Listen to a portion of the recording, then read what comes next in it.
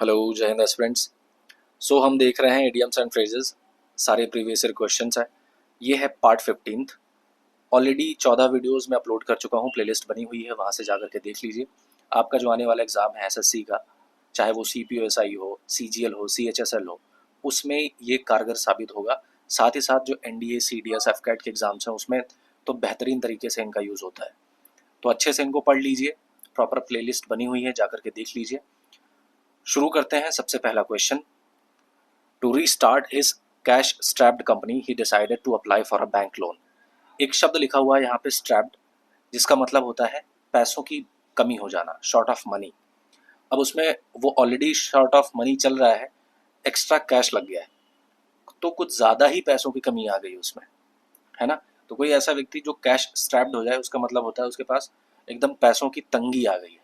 तो यानी कि उसको अपनी कंपनी को रीस्टार्ट करने के लिए, कैसी कंपनी जो कि कैश स्ट्रैप्ड थी, पैसों की तंगी आ चुकी है, खत्म हो चुका है पैसा, उसने क्या कहा, उसने डिसाइड किया कि भैया अब मैं बैंक से लोन लूंगा। कैश स्ट्रैप्ड का क्या मतलब होगा? एक्सपेंडिंग, इम्पोवरिश्ड, इम्प्रूविंग या फिर एक्सपेंसिव। तो जो गरीबी होती है, जो पैसों की तंगी होती है, उसके लिए इंग्लिश में एक और शब्द होता है इम्पोवरिश्ड। ठीक है, so right answer is option B. Question number 2 कह रहा है कट टू द चेज। इसका क्या मतलब होता है? कट टू द चेज, तो चेज का मतलब होता है किसी चीज का पीछा करना, भागना, भाग करके। तो ये इडियम जो है वो ऐसे आता है कि जब पहले के ज़माने में, इनफैक्ट अभी भी होता है, इसको अभी मैं मॉडर्न टाइम से जोड़ करके आपको बताता हूँ। जब आप कोई मूवी देख रहे हो, पता चला अचानक से सिर्फ कन्वर्सेशन चल रही है, बस चल रही है, मूवी चल रही है, कन्वर्सेशन ही चल रही है, लोग आपस में बात कर रहे हैं, कैरेक्टर्स, तो क्या हो जाता है, कुछ समय के बाद बोर होने लगता है आदमी। तो उसको इंटरेस्टिंग बनाने के लिए फिल्म मेकर्स क्या करते हैं, उसी में कोई चेजिंग सीन डाल देते हैं कि भाई गाड़ियाँ उड़ रही हैं, है ना, एक्शन सीक्वेंसेस होने लगे, कोई हीरो है वो भाग रहा है और पीछे से उस जो विलन है उसका पीछा कर रहा है ना। ये आपको मिशन इम्पॉसिबल जैसे मूवीज़ में दिखेगा, फास्ट एंड फ्यूरियस मूवीज़ जो होती हैं, उस फ्रेंचाइज की मूवीज़ में आपको दिखेगा। तो जो ये चेज सीन होता है ना, इसमें बड़ा मज़ा आता है, आदमी क्या होता है, तुरंत इंगेज हो जाता है, तुरंत इंटरेस्ट लेने लगता है। कट टू द चेज का सिंपल सा मतलब होता है, अगर हम ऑप्शंस में देखें, talking about the important point and leaving out the detail. This is the right answer, option A यही सही है। यानी कि आप क्या कर रहे हो, इंपॉर्टेंट पॉइंट पे डायरेक्ट आओ ना, जो फालतू का उसका एक्सप्लेनेशन दे रहे हो दैट डजेंट मैटर, इंपॉर्टेंट चीज पे आओ। तो मूवीज में यही करते हैं ना, कि वो सिर्फ बात कर रहे हैं कैरेक्टर्स, तो ऑडियंस क्या कहते हैं, भाई ये सब हटाओ, बातें नहीं सुननी, एक्शन देखना है हमें। सो उनको एक्शन देखना है, तो वो क्या करते हैं, cut to the chase, direct भाई कट पे आ जाओ, यानी कि डायरेक्ट चेज पे आ जाओ। So right answer is talking about the important point and leaving out the detail. Question number 3, cup of tea. बहुत सिंपल सा ये है, जनरली लोग जानते हैं इसके बारे में, बट यूज गलत सेंस में करते हैं। कप ऑफ टी, इसका सेंस आदमी ऐसे यूज करता है कि मेरे बस की बात नहीं है। अगर अगर आदमी को लगता है कि हाँ मैं ये कर लूंगा, तो उसको बोलता है या this is my cup of T. और अगर आदमी को लगता है नहीं यार मेरे बस की बात नहीं है, तो उसको बोलेगा no this is not my cup of tea. But actual में ऐसा यूज इसका नहीं है। इसका करेक्ट यूज ऐसे होता है, पहले समझो। मान लो आप कोई काम कर रहे हो, काम करते करते बोर हो जाते हो। मैं एक जनरल पर्सपेक्टिव की बात कर रहा हूँ, ऑल्दो मैं चाय नहीं पीता हूँ, ऐसे ही बहुत सारे ऐसे लोग हैं जो चाय नहीं पीते हैं, बट बहुत सारे ऐसे लोग हैं ज़्यादातर मात्रा में जो चाय पीते हैं।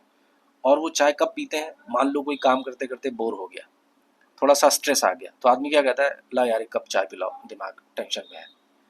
तो वो चाय पीता है किस लिए, थोड़ा सा रिलैक्स करने के लिए, थोड़ा सा इंजॉय करने के लिए। काम करते करते बोर हो गया था, अब वो एक कप चाय पिएगा, दिमाग सही हो जाएगा, यानी कि रिलैक्स हो जाएगा, थोड़ा सा इंजॉय कर लेगा। कप ऑफ टी का मतलब वही होता है कि कोई ऐसा काम करना जो आपको करना पसंद हो। तो यहाँ पे ये आता है, या this is my cup of T, यानी कि ये काम मुझे पसंद है, मैं कर दूंगा। Something that pleases one, a feeling of elation, a useless search, या फिर something refreshing. Cup of T का मतलब होता है सिंपल सा option A, something that pleases one, कोई ऐसी चीज जो कि आपको खुश करती है, that is cup of T. ठीक है, बढ़ते हैं आगे। क्वेश्चन नंबर 4, इसमें कह रहा है कट वन शॉर्ट। इसका क्या मतलब होता है, किसी को छोटा कर देना? नहीं। आपने देखा होगा, अक्सर स्कूल वगैरह में देखा होगा, जब कोई टीचर आता था डैश पे खड़ा होकर के कोई लेक्चर देने, भाषण देने, तो जब लंबा समय खींचने लगता था ना, ज़्यादा लंबा खींचने लगता था, तो पीछे से प्रिंसिपल या कोई टीचर आकर के कान में बोलेगा सर थोड़ा ज़्यादा हो रहा है, कम कर दो, है ना। तो वो वही होता था। फिर अचानक से आप देखते थे कि वो खड़ा होकर के स्पीच दे रहा होता था, फिर वो बोलेगा कि जैसा कि समय ज़्यादा हो रहा है तो मैं अपने शब्दों को कम करना चाहूँगा, अपनी वाणी को विराम देना चाहूँगा, ये सब बोल करके फिर वो अपनी स्पीच को कंक्लूड कर देते थे। तो ये यही होता है, यानी कि आपने देखा होगा जब कोई ज़्यादा बोलने लगता है तो कान में पीछे से आकर के बोलेंगे भाई थोड़ा ज़्यादा हो रहा है, थोड़ा जल्दी निपटाओ, समय की कमी है। तो ये कट वन शॉर्ट का मतलब वही है कि कोई कुछ बात कर रहा है, आपने बीच में आकर के उसको इंटरप्ट कर दिया, ठीक। सो टू चॉप समथिंग, काटना तो है नहीं लिटरल सेंस में। To interrupt someone, to act quickly या फिर टू बी रूड। सो मैंने जिस हिसाब से एक्सप्लेन किया accordingly right answer is option B, किसी को बीच में टोक देना, बात करने के बीच में, कन्वर्सेशन के बीच में। चलो question number 5, come to light. Come to light ये तो बहुत सिंपल सा है कि इसका क्या मतलब हो सकता है, रोशनी में आना। कोई चीज रोशनी में जब आती है तो वो क्या होती है, दिखने लगती है। सिंपल सा, बहुत बेसिक सी चीज है। तो कोई चीज पहले क्या थी, छुपी हुई थी, जब वो रोशनी में आ गई यानी कि अब वो सबको दिखने लगा। पहले वो सीक्रेट थी, अब वो दिखने लगा, अब सब जान गए उस चीज के बारे में। सो ऑप्शंस में अगर देखें, to be well lit up, literal meaning तो होता नहीं है कि हाँ अच्छे से बढ़िया लाइट वाइट जला दी गई, ये नहीं होगा, ठीक है। टू बी ऑब्सक्योर, ऑब्सक्योर तो इसका उल्टा हो जाएगा, है ना, कि दिख ही नहीं रहा है कुछ। So to be known publicly, option C is the right answer. जब पब्लिकली किसी चीज के बारे में सबको पता चल जाता है यानी कि वो अब लाइट में आ गया।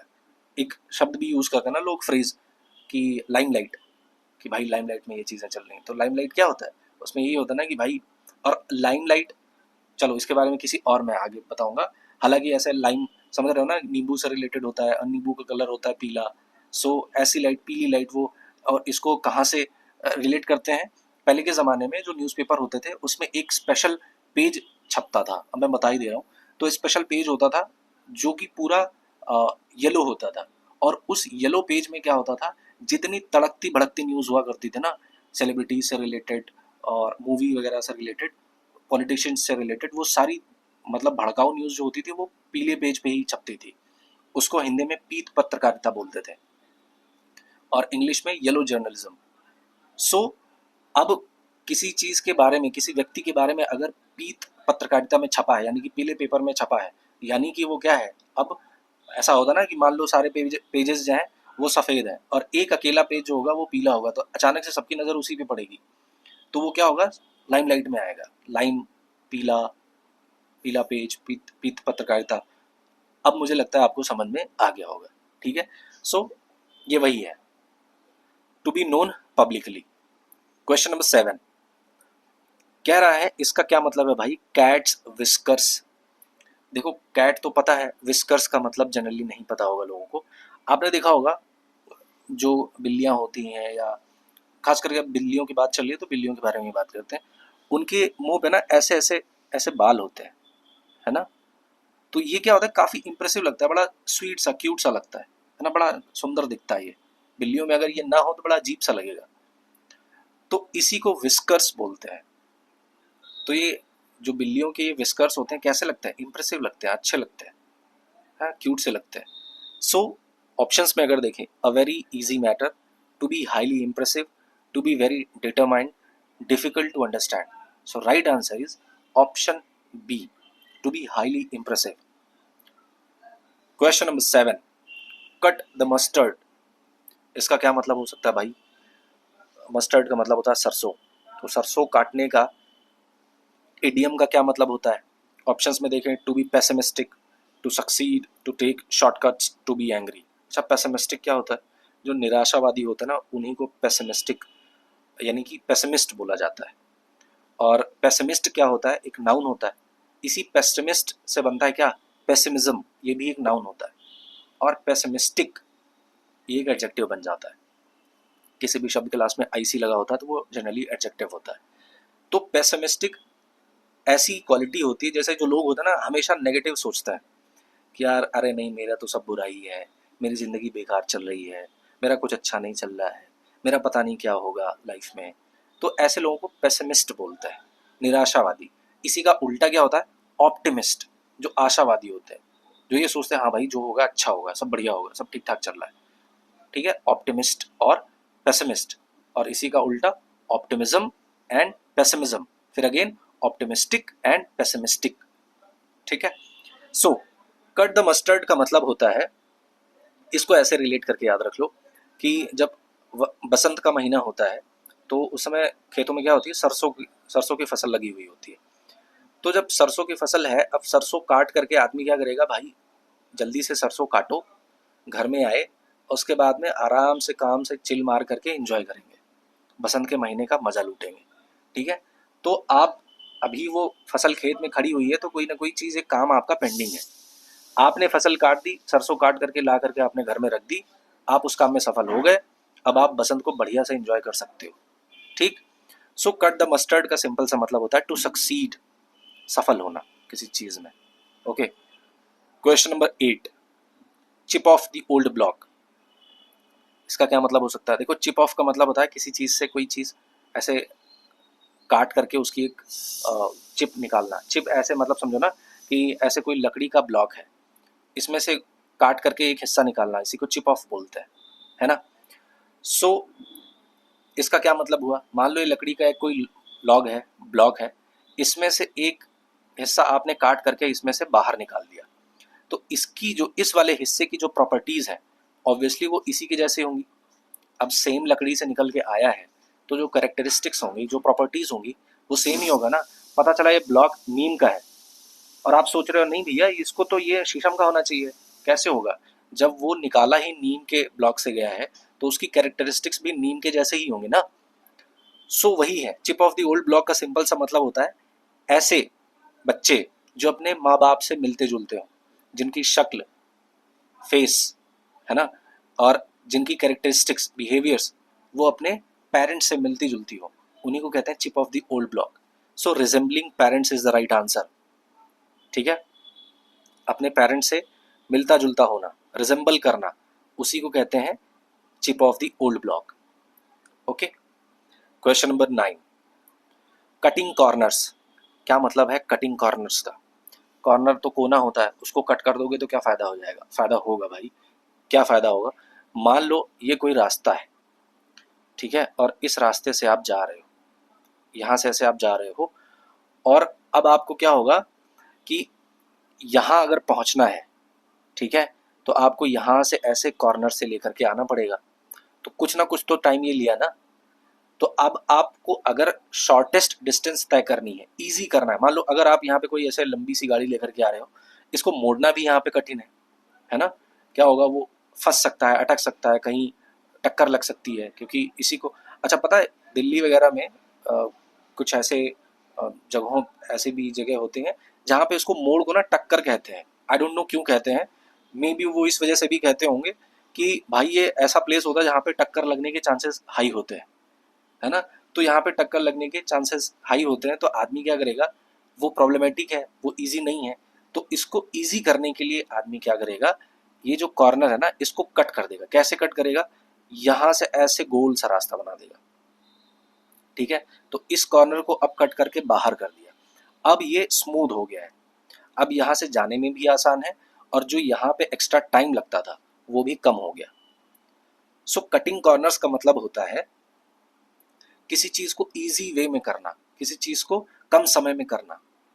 अब यहाँ पे अगर ऑप्शंस में देखें, स्पेंडिंग टू मच मनी, ये तो होगा नहीं, saving money, making money, lending money, तो राइट आंसर जितने ऑप्शंस दिए हैं उसमें तो एटलीस्ट यही सही है, सेविंग मनी।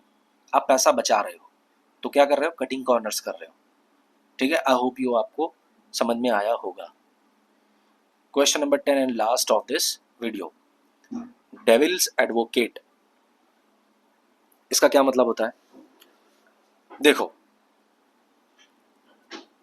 अगर आपने देखा होगा, पहले ऑप्शंस में देख लेते हैं, one who is very precise and accurate, ठीक, one who presents very logical arguments, one who never argues, या फिर one who takes an opposing position for the sake of argument, ठीक है। देखो, अगर डेविल, डेविल का मतलब आप सबको इसको ऐसे समझ सकते हो कि बहुत पहले जब कैथोलिक चर्च वगैरह का राज चलता था क्रिश्चियनिटी पे, तो वहाँ पे एक बार क्या हुआ, एक जो पोप कह सकते हैं एक क्रिश्चियन फादर थे, उनके खिलाफ क्या है, एक डेविल को अपॉइंट किया गया। एक डेविल को कहा गया कि भाई तुम इनकी जांच करो, जांच पड़ताल करो। अब डेविल जांच पड़ताल कर रहा है, तो जो आपका ऑपोजिशन होगा वो अगर आपके बारे में अगर कोई चीज़ जांच पड़ताल करेगा, तो जो खराब से खराब चीज़ें होंगी वो निकाल करके लाएगा और सामने रखेगा कि इसके बारे में ये चीज़ खराब है। ठीक है, सो इसको ऐसे समझो। तो बेसिक सा मतलब ये होता है कि मान लो कोई आइडिया, एक कंपनी है ए, ये अपनी नई कंपनी शुरू कर रही है और ये एक आइडिया रखती है लोगों के सामने उसको चेक करने के लिए कि ये कितना सही है कितना गलत है। तो उसके बारे में क्या करेगा वो कंपनी वाला, उसके बारे में कुछ गलत आर्गुमेंट्स देगा। गलत आर्गुमेंट्स देगा तो उससे क्या पता क्या चलेगा कि लोगों की क्रेडिबिलिटी उस पर कितनी है ना। मान लो कि ऐसे, मैं डेली लाइफ से समझाता हूँ कि मान लो आप दो दोस्त हो, ठीक है, और बहुत अच्छे दोस्त हो, और किसी तीसरे व्यक्ति से मान लो आप एक ए हो और आपका दोस्त है बी, ठीक, बहुत अच्छे दोस्त हो आप लोग, और एक समय पे मान लो आप सी के साथ खड़े हो, ठीक, और बी आपके साथ अभी नहीं है, आप ए और सी दोनों साथ में खड़े हो और आप इस बी की क्रेडिबिलिटी जानना चाहते हो, तो आप क्या करोगे?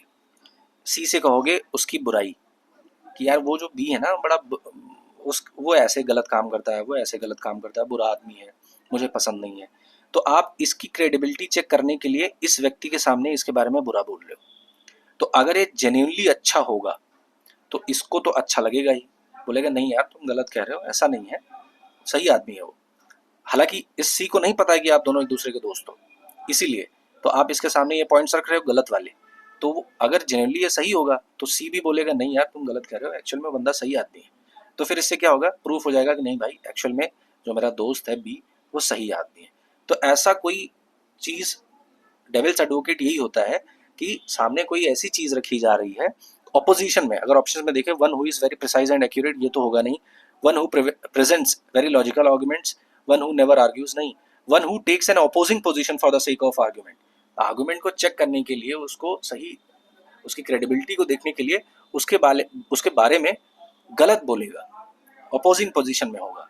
ठीक है, so that is called actually devil's advocate.